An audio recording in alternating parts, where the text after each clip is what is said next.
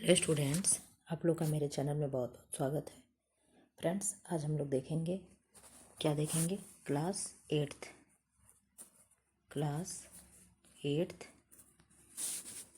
Science का कौन सा चैप्टर है? Chapter 2 part 2। First part upload कर चुके हैं। ये क्या है? सेकेंड पार्ट है। फर्स्ट पार्ट में संश्लेषित रेशे तक हो चुका था। अब यहाँ से हम लोग क्या देखेंगे? प्लास्टिक सॉरी अब क्या देखेंगे? प्लास्टिक। ठीक, हम दैनिक थोड़ा सा और जूम हो सकता है। हम दैनिक जीवन में अनेक प्रकार की वस्तुओं का उपयोग करते हैं, जिनमें से कुछ जैसे बाल्टी, मग, दांत साफ करने का ब्रश आदि वस्तुएं प्लास्टिक की बनी हो सकती हैं। ठीक, क्या है? बनी हो सकती हैं। बनी हो सकती हैं। यह प्लास्टिक क्या है? यह प्लास्टिक क्या है? रासायनिक रूप से असंतृप्त हाइड्रोकार्बन जैसे एथिलीन, एसिटिलीन या उनके व्युत्पन्न आदि के उच्च अणुभार के बहुलक प्लास्टिक पदार्थ होते हैं। कौन कौन से प्लास्टिक पदार्थ किसे कहेंगे? रासायनिक रूप से असंतृप्त हाइड्रोकार्बन। क्या? असंतृप्त हाइड्रोकार्बन जैसे एथिलीन, एसिटिलीन या उनके व्युत्पन्न आदि के उच्च अणुभार के बहुलक प्लास्टिक पदार्थ होते हैं। ठीक, बेकेलाइट, पॉलीथीन, टेफ्लॉन, पॉलीबाइनील क्लोराइड आदि प्लास्टिक पदार्थों के उदाहरण है। अब बेकेलाइट क्या है? जैसे कुकर के हैंडल में जो आगे ब्लैक कलर की जो हैंडल लगी होती है, स्टील तो होता ही है, उसके ऊपर से इस तरीके से ऐसे कवर किया होता है, ये क्या है? यही बेकेलाइट है। हम लोग फ्राई पैन वगैरह यूज करते हैं, चाय बनाने की केतली है, जो उसमें ब्लैक कलर का ऊपर से कवर लगा होता है, वो क्या है? बेकेलाइट है।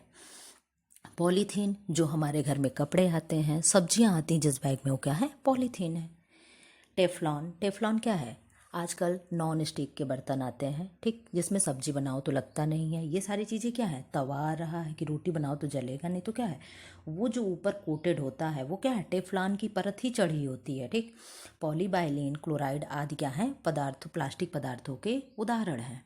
इन सभी प्लास्टिक के सामान में आपको क्या भिन्नता दिखाई देती है? कुछ प्लास्टिक की वस्तुओं को गर्म करने पर वे तुरंत आसानी से गर्म हो जाते हैं, जबकि कुछ पर ऊष्मा का प्रभाव कम पड़ता है। जैसे प्लास्टिक की बाल्टी ऊष्मा पाने पर पिघलने लगती है। क्या है? प्लास्टिक की बाल्टी हो, ऊष्मा यानी एनर्जी अगर हीट दिया जाए, गर्म किया जाए तो क्या होगा? पिघलने लगेगी, जबकि कुकर के हैंडल आदि आसानी से नहीं पिघलते हैं। प्लास्टिक की कठोरता एवं गलनांक के आधार पर उन्हें 2 वर्गों में बांटा गया है। क्या कह रहा है? जैसे प्लास्टिक की बाल्टी हो गई, मग हो गया, उनको अगर जलाओ तो क्या है? वो पिघल जाते हैं। और कुकर के हैंडल जो बेकेलाइट का बना है वो क्या है? नहीं पिघलता है आसानी से। इन्हें क्या है? 2 वर्गों में बांटा गया है। एक थर्मोप्लास्टिक है और एक क्या है? Thermosetting plastic. ठीक, अब देखते हैं क्या है थर्मोप्लास्टिक और थर्मोसेटिंग प्लास्टिक। इस प्रकार के प्लास्टिक गर्म करने पर मुलायम हो जाते हैं और जब इन्हें ठंडा कर दिया जाता है तब ये कड़े हो जाते हैं। यह क्रिया बार बार दोहराई जा सकती है। इसी कारण थर्मोप्लास्टिक को पुनः चक्रण करके इसका उपयोग किया जा सकता है। पॉलीथीन, पॉलीबाइनील क्लोराइड यानी जिसे पीबीसी कहा जा रहा है, इसका बड़ा नाम है इसलिए इसको छोटा कर दिया गया है। पीबीसी आदि थर्मोप्लास्टिक के उदाहरण हैं। कौन कौन थर्मोप्लास्टिक के उदाहरण हैं? पॉलीथीन हो गया, पॉलीबाइनील क्लोराइड हो गया यानी पीबीसी हो गया, क्या है? थर्मोप्लास्टिक के उदाहरण हैं। अब क्या है? Thermosetting plastic. थर्मोसेटिंग प्लास्टिक ये क्या है? इस प्रकार के प्लास्टिक भी गर्म करने पर मुलायम तथा ठंडा करने पर कठोर एवं खुरदरे हो जाते हैं, किंतु इन्हें गर्म करके पुनः मुलायम नहीं किया जा सकता है। ठीक, बेकेलाइट एक थर्मोसेटिंग प्लास्टिक है। जो कुकर के हैंडल में लगा है बेकेलाइट, वो क्या है? थर्मोसेटिंग प्लास्टिक है। थर्मोसेटिंग प्लास्टिक का उपयोग दोबारा नहीं किया जा सकता। अब यहाँ समझिए क्या है? थर्मोसेटिंग प्लास्टिक का उपयोग दोबारा नहीं किया जा सकता, लेकिन थर्मोप्लास्टिक है जो थर्मोप्लास्टिक है इसका हम दोबारा यूज कर सकते हैं और थर्मोसेटिंग प्लास्टिक का उपयोग हम दोबारा नहीं कर सकते हैं।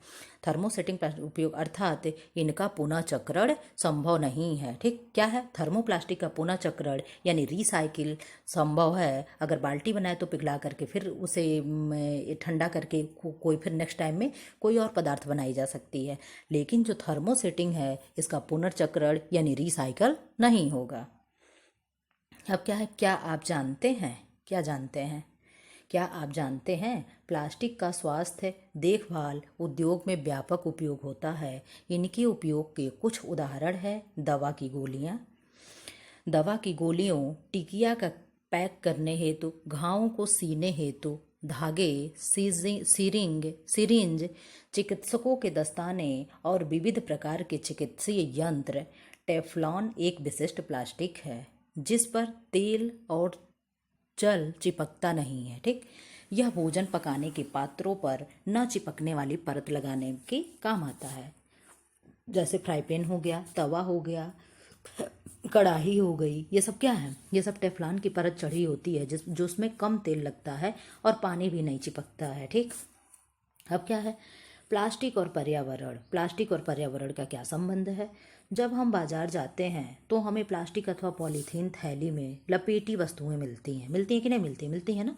यह एक कारण है कि हमारे घरों में प्लास्टिक का कचरा इकट्ठा होता रहता है, फिर यह प्लास्टिक कूड़ेदान में चला जाता है। प्लास्टिक का निस्तारण एक प्रधान समस्या है। प्रधान मतलब एक मुख्य समस्या है, मेन समस्या है। क्यों? जो पदार्थ प्राकृतिक प्रक्रिया जैसे जीवाणु की क्रिया द्वारा अपघटित हो जाता है जैव निम्नीकरणीय कहलाता है। ठीक, जैव निम्नीकरणीय मतलब बायोडिग्रेडेबल। ठीक, क्या है? बायोडिग्रेडेबल कहलाता है, यानी जो चीज़ें नष्ट हो जाएं, पुनः बने और नष्ट हो जाए, वो क्या है? बायोडिग्रेडेबल हैं। और जो चीज़ें नष्ट नहीं होती हैं वो क्या है? वो प्रकृति वही हमारे वो क्या है? जैव अनिम्नीकरणीय यानी बायोडिग्रेडेबल नहीं है। पदार्थ जो प्राकृतिक प्रक्रियाओं द्वारा सरलता से विघटित नहीं होता जैव अनिम्नीकरण कहलाता है। जो पदार्थ जैसे कागज हो गया, घास फूस हो गए, पत्ते हो गए, कॉटन कपड़ा हो गए, ये सब क्या है? ये सब मिट्टी में तुरंत कुछ समय बाद क्या होते हैं? नष्ट हो जाए। जैसे सब्जियों के छिलके हो गए, ये सब क्या है? अगर प्लास्टिक कहीं पड़ा हो तो वो सालों सालों जमीन में रह जाएगा, लेकिन जैसा था वैसा ही देखने को मिलेगा। तालिका 2.3 में देखिए क्या है, से स्पष्ट है कि प्लास्टिक को अपघटित होने में कई वर्ष लगते हैं। यह पर्यावरण हितैषी नहीं है।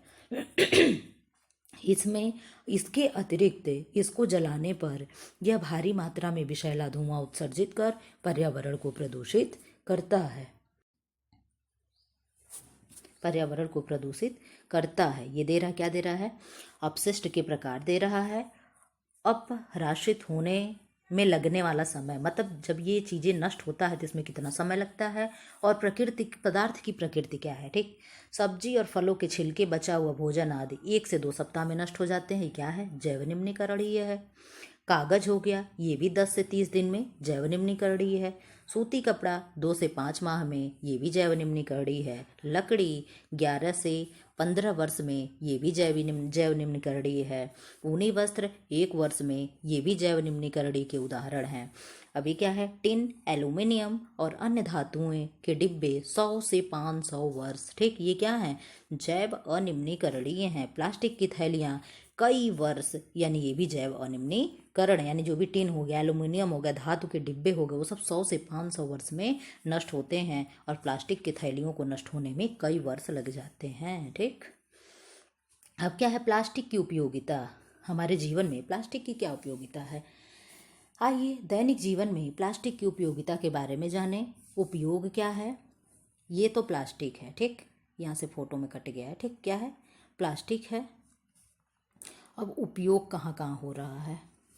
पॉलीथीन, थैली न टूटने वाली बोतल, यानी थैली बनती है, न टूटने वाली बोतल, पाइप, बाल्टी आदि बनाते हैं। अब एक्रिलिक क्या है? कार एवं ट्रकों की खिड़कियों में लगता है। ठीक, क्या है? कार एवं ट्रकों की खिड़कियों में। पॉलीप्रोपिलीन, ये क्या है? रस्सी, रेशे, मजबूत पाइप बनाने में। ये क्या है? स्टायरोन थर्माकोल, ये क्या है? पैकिंग में। संचायक सेल के केस बनाने में, खिलौने बनाने में। ठीक, अब क्या है? मेलामाइन है। बर्तन बनाने में। मेलामाइन का प्रयोग कहाँ हो रहा है? बर्तन बनाने में। बेकेलाइट बिजली के प्लग एवं स्विच तथा कंघी, पेन और हत्थे बनाने में। हत्थे मतलब कोई भी हत्था हो गया, जैसे कुकर का हैंडल हो गया, फ्राई पैन का हैंडल हो गया, केतली का हैंडल हो गया, किसी भी हैंडल को बनाने में बेकेलाइट का प्रयोग होता है। अब क्या टेफ्लॉन? टेफ्लॉन क्या है? नॉन स्टिक बर्तन पर ऊष्मा प्रतिरोधी परत चढ़ाने में। ये सब क्या है? यहाँ प्लास्टिक का उपयोग हमारे घरों में होता है। अब क्या है? Polythene, poly plus ethene plastic का एक उदाहरण है। किसका किसका उदाहरण है? पॉली प्लस एथीन प्लास्टिक का एक उदाहरण है जो सामान्य उपयोग में आने वाली पॉलीथीन थैलियाँ बनाने के काम आता है। ठीक, कुछ और भी जाने। वर्तमान युग में प्लास्टिक एक आवश्यकता है, कोई क्षेत्र इससे अछूता नहीं है। टेफ्लॉन पॉली टेट्राक्लोराइड इथाइलीन का पॉलीमर है। इसका गलनांक बहुत ऊंचा होता है। यह अज्वलनशील है। अज्वलनशील मतलब ये जलता नहीं है। ठीक, इसी गुण के कारण इसका उपयोग वस्तुओं पर परत चढ़ाने में किया जाता है। अब क्या है? चेतावनी। किस चीज़ की चेतावनी दी जा रही है? प्लास्टिक हमारे लिए बहुत उपयोगी है, किंतु इसका दुरुपयोग बहुत हानिकारक सिद्ध हो रहा है। पॉलीथीन जलाने से इसका धुआं वायुमंडल में फैलकर पर्यावरण को प्रदूषित करता है। धुआं में क्या निकलता है? CO2 यानी कार्बन डाइऑक्साइड जो है हमारे वातावरण में अधिक फैल जाता है और वायुमंडल को प्रदूषित कर देता है। पॉलीथीन की थैलियों में बची हुई खाद्य सामग्री प्रायः खुले स्थानों पर फेंक दी जाती है। जानवर इन्हें खाकर बीमार हो जाते हैं। क्यों? क्योंकि जानवर के पास हाथ तो है नहीं कि पॉलीथीन से निकाल कर खाएंगे, और वो पॉलीथीन में होने के नाते पॉलीथीन को भी खा जाते हैं। पॉलीथीन पर पानी का कोई प्रभाव नहीं पड़ता, अतः यह सड़ गल कर नष्ट नहीं हो पाती है। उपयोग की गई पॉलीथीन की थैलियों आदि को यत्र तत्र फेंकने पर ये सीवर लाइन और नालियों में फंसकर पानी के प्रवाह को रोक देती है और पानी एक स्थान पर ही फैलकर पर्यावरण को प्रदूषित करता रहा है। अतः पर्यावरण को दूषित होने से बचाने के लिए पॉलीथीन का सही उपयोग कर इसके दुरुपयोग को रोकना हम सभी का कर्तव्य है। यानी क्या कह रहा है कि पॉलीथीन को हम लोग कम से कम यूज करें, जितना हो सके जूट वाली थैली का प्रयोग करें और उसको यत्र तत्र फेंकने से बचें। अब क्या है? कांच। अब तक हम लोग पढ़े प्लास्टिक, अब क्या है? कांच। ठीक, दिए गए चित्र 2.2 का अवलोकन करें। अवलोकन मतलब निरीक्षण करें, देखें उसे। ठीक, इसमें दिखाई देने वाली वस्तुओं के निर्माण में अधिकांशतः किस पदार्थ का उपयोग किया गया है? इन वस्तुओं के निर्माण में कांच का उपयोग अनेक रूपों में किया गया है। इसका उपयोग खिड़की के शीशे, वैज्ञानिक उपकरण आदि बनाने में किया जाता है। कांच की पारदर्शिता के गुण के कारण इसका उपयोग प्रकाशिक यंत्र एवं लेंस के निर्माण में किया जाता है। क्या होता है? ट्रांसपेरेंट मतलब पारदर्शिता मतलब ट्रांसपेरेंट, यानी जो आर पार दिखे। ठीक, कांच कोई यौगिक नहीं है। कांच धातुओं के सिलिकेटों का विलयन यानी मिश्रण होता है। कांच क्या है? कोई पूछे कांच यौगिक है तो नो, कांच क्या है? कांच एक मिश्रण है, विलयन है। साधारण कांच सिलिका सोडियम सिलिकेट और कैल्शियम सिलिकेट का मिश्रण होता है। साधारण कांच क्या क्या होता है? सोडियम सिलिकेट और कैल्शियम सिलिकेट का मिश्रण होता है। कांच का निश्चित गलनांक नहीं होता। ठीक, क्या है? कांच का निश्चित गलनांक नहीं होता है। कांच की क्रिस्टलीय संरचना नहीं होती है। ठीक, गर्म करने पर वह नरम हो जाता है और द्रव में बदलकर बहने लगता है। ठीक, कांच क्या है? कांच गर्म होने पर एक लिक्विड हो जाता है और लिक्विड होकर बहने लगता है। यही कारण है कि कांच को ठोस न कहकर अतिशीतित द्रव कहते हैं। क्या कहते हैं? कांच को ठोस न कह करके अतिशीतित द्रव कहते हैं। कांच की कोई निश्चित संरचना नहीं होती। इसकी गुणवत्ता इसके अवयवों पर निर्भर करती है। कांच की इन्हीं गुणों एवं संरचना के आधार पर ये निम्नलिखित प्रकार के होते हैं। क्या है? साधारण या मृदु कांच। साधारण या, इतना ही पढ़ाएंगे। क्या है? साधारण या मृदु कांच। यह क्या है? साधारण या मृदु कांच। ठीक, यह सोडियम कार्बोनेट चूना पत्थर और सिलिका को मिलाकर बनाया जाता है। इसका उपयोग बोतल, परखनली, खिड़की के शीशे आदि बनाने में किया जाता है। किसका? साधारण एवं मृदु कांच का। अब कठोर कांच का प्रयोग कहाँ करेंगे? यह पोटेशियम कार्बोनेट, चूना पत्थर और रेत के मिश्रण से बनाया जाता है। इसका उपयोग फ्लास्क, बीकर यानी जो प्रयोगशाला में, साइंस के प्रयोगशाला में रखा होता है ना, परखनली इस टाइप का ऐसे होता है, ठीक, ऐसे घड़ा उड़ा टाइप का होता है, क्या है, यही सब बीकर हैं, ठीक। अब क्या है, इसका प्रयोग बीकर बनाने में किया जाता है। किसका? कठोर कांच का। अब ये क्या है? फ्लिंट या प्रकाशीय कांच। यह sodium carbonate, potassium carbonate, boric acid तथा सिलिका के मिश्रण को गर्म करके प्राप्त किया जाता है। इससे प्रिज्म तथा प्रकाशिक यंत्र के लेंस बनाए जाते हैं। दृष्टि दोषों को दूर करने के लिए चश्मे के लेंस, ठीक, चश्मे के लेंस भी फ्लिंट कांच से ही निर्मित किए जाते हैं। अब कांच कितने प्रकार के हुए? 3 प्रकार के। पहला क्या है? साधारण कांच। दूसरा क्या है? कठोर कांच। तीसरा क्या है? फ्लिंट कांच या प्रकाशीय कांच। तो फ्लिंट का प्रयोग कहाँ करेंगे? चश्मा बनाने में करेंगे। और कठोर कांच का प्रयोग कहाँ करेंगे? इसका प्रयोग फ्लास्क बनाने में, बीकर बनाने में, परखनली बनाने में। और साधारण कांच का प्रयोग कहाँ करेंगे? खिड़की बनाने में, उपयोग किए जाने वाले बोतल बनाने में। स्टूडेंट्स, ऐसे वीडियो पाने के लिए चैनल को लाइक करें, शेयर करें एंड सब्सक्राइब करें। अपने छोटे भाई बहनों से भी बताएं कि यहाँ पे साइंस की क्लास होती है।